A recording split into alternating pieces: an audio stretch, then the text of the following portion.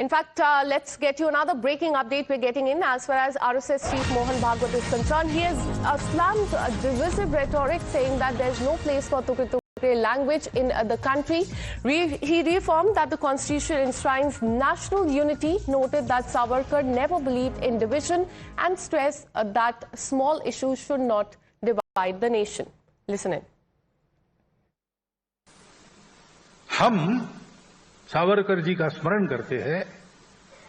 पहली बात है उस देशभक्ति के लिए करते हैं। ये हमारे अपने देश में हमारे अपने देश की ही भक्ति होनी चाहिए। यहां तेरे टुकड़े हो वाली भाषा होनी ही नहीं चाहिए। ये कैसे होता है हमारे होते हुए? पूरा भारत देश हम उसको एक मानकर, एक राष्ट्र मानकर चले हैं। संविधान भी अपना यही कहता है।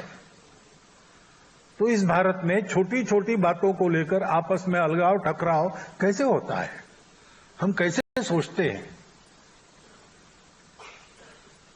सावरकर जी ने कभी ऐसा नहीं सोचा मैं महाराष्ट्र का हूं, मैं अमुक जाति का हूं। हमारे देशभक्तों ने हमेशा जो विचार किया वो सब किसी न किसी जाति में जन्मे थे, किसी न किसी प्रांत में रहने वाले थे, परंतु सबने सोचा पूरा भारत। स्वामी रामतीर्थ तो कहते थे कि मैं भारत हूं, मैं चलता हूं तब भारत चलता है। स्वामी रामतीर्थ की योग्यता थी ऐसा कहने की, हमको कहना पड़ा कि भारत जैसे चलता है वैसे मैं चलता हूं।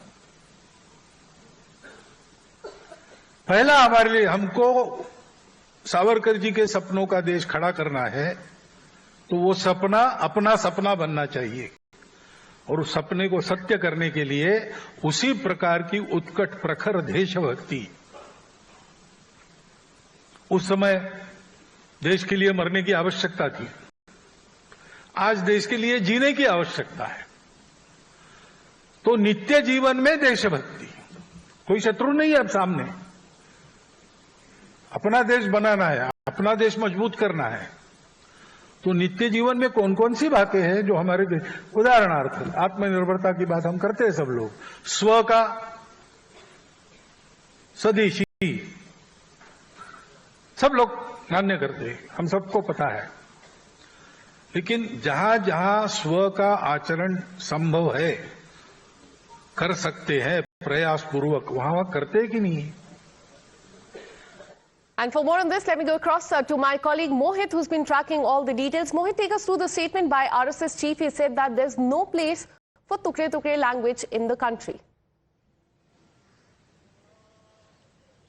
Well, the message has come loud and clear from the RSS chief Mohan Bhagwat, and this is not the first time perhaps he has spoken about that. How we need to get rid of the caste system. We need to be a united society. All Hindus are one. And he also goes on to say that how this term of tere tukde honge comes to the country when whole country should be one. Nobody should think of dividing the country. Now, he also gave example of Veer Savarkar, saying that Veer Savarkar was from Maharashtra, but he never said so that I am from Maharashtra only. Now, and he also stated that he did not mention his caste ever. Now, he also stated that many of our freedom fighters, great freedom fighters, they were from various princely states, various provisions, but they did not represented just their princely states or the areas they belong to. They represented idea of India. So the message is loud and clear by RSS chief Mohan Bhagwat to a certain lobby, a certain ecosystem who hail slogans like Bharat Tere Tukde Honge, and the message is loud and clear. You cannot ever think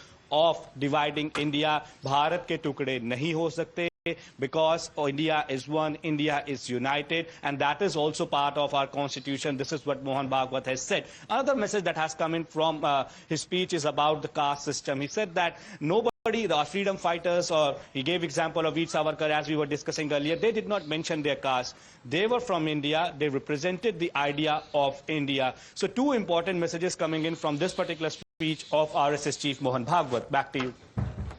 Absolutely. A loud and clear message that has been given by the RSS chief, and he has also said that small issues should not divide the nation. Thanks so much for all the details. Let's once again listen in to what he said. हम सावरकर जी का स्मरण करते हैं। पहली बात है उस देशभक्ति के लिए करते हैं। ये हमारे अपने देश में हमारे अपने देश की ही भक्ति होनी चाहिए। यहां तेरे टुकड़े हो वाली भाषा होनी ही नहीं चाहिए। ये कैसे होता है हमारे होते हुए? पूरा भारत देश हम उसको एक मानकर, एक राष्ट्र मानकर चले हैं। संविधान भी अपना यही कहता है। तो इस भारत में छोटी छोटी बातों को लेकर आपस में अलगाव टकराव कैसे होता है? हम कैसे सोचते हैं? सावरकर जी ने कभी ऐसा नहीं सोचा मैं महाराष्ट्र का हूं, मैं अमुक जाति का हूं। हमारे देशभक्तों ने हमेशा जो विचार किया वो सब किसी न किसी जाति में जन्मे थे, किसी न किसी प्रांत में रहने वाले थे, परंतु सबने सोचा पूरा भारत। स्वामी रामतीर्थ तो कहते थे कि मैं भारत हूं, मैं चलता हूं तब भारत चलता है।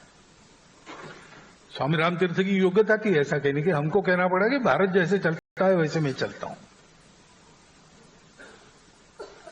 पहला हमारे लिए हमको सावरकर जी के सपनों का देश खड़ा करना है, तो वो सपना अपना सपना बनना चाहिए। और उस सपने को सत्य करने के लिए उसी प्रकार की उत्कट प्रखर देशभक्ति, उस समय देश के लिए मरने की आवश्यकता थी, आज देश के लिए जीने की आवश्यकता है। And now moving on and shifting our